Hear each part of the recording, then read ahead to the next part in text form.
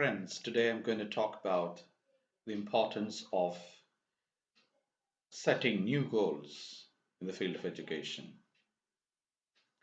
I would like to talk to you about some of the best thinkers whom I have listened to talk about how to streamline our thinking to make our children think beyond the ordinary goals that they happen to set for themselves.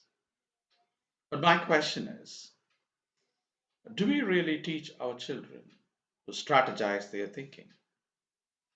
Do we help them to critically interpret what they watch in the television or in the social media? Do we really encourage them to understand the basics of psychology? Do we support them in any way to express their emotions, their thoughts, their views, their perspectives, their interpretation of various ideologies in our classrooms or in our society or in our families or in our public forums, etc.? This is not happening, right? We seem to be suppressing them all the time, conditioning them, and we do not really entertain any of their perspectives. In other words, they are asked to do what teachers or parents are supposed to instruct. This very conditioned environment may not be really healthy for somebody to become an individual, an independent thinker, right? Most of us are imitators, and some of us are people who oblige the commands and orders, and rather than think about oneself.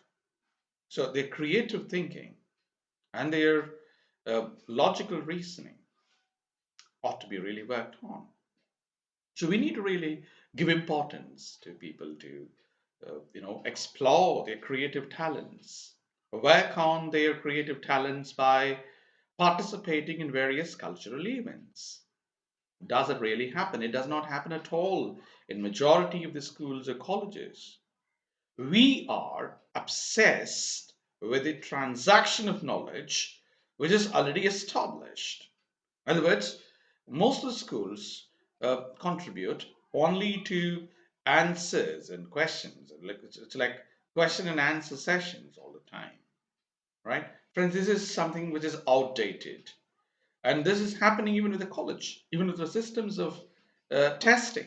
And I'm sure it's high time that we think about changing this very system of, answering these questions by memorizing. Most of us do not have any idea of what we memorize, right?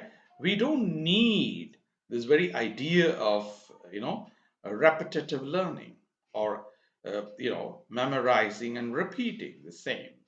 We need to ask ourselves, how do we create new domains of knowledge?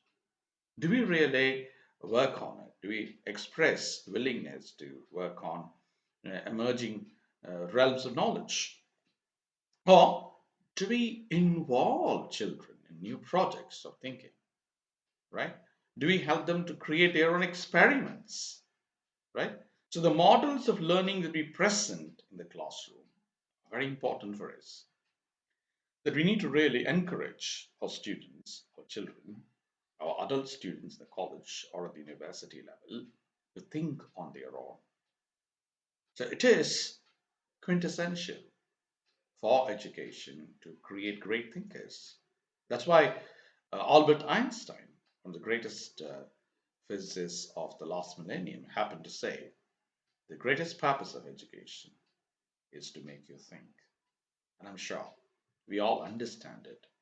But it is not just what we think, it's also about how we implement what we think, how do we streamline our thoughts, how do we understand our own potentials, do we really map our skills and understand what is something special that we have, what expertise do we have to build on, do we concentrate on the micro skills that we have, do we specialize in those skills, do we get recognized for those skills, how do we establish a rapport with the society around, or specialists around, or experts in the world, and try doing the best. I'm sure all of us can think about it.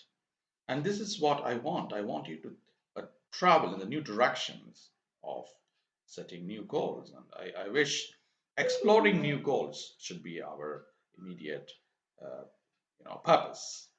Wish you all success. I hope we'll do the best with the subsequent talks in this regard. Good luck to you. Bye bye. See you.